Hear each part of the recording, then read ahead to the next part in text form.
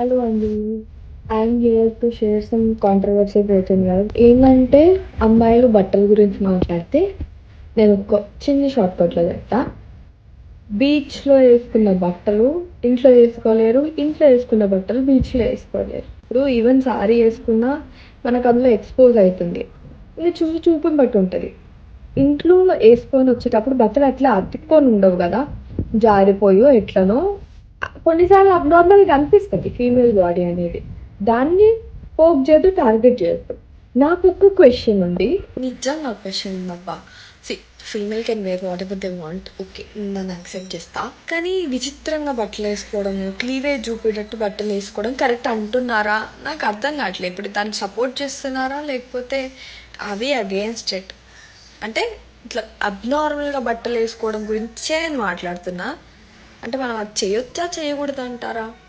నీ ఒపీనియన్ ఏంటో కొంచెం నాకు చెప్తే నేను తప్పా, నేను రైటా తెలుసుకోవచ్చు కదా! బాయ్.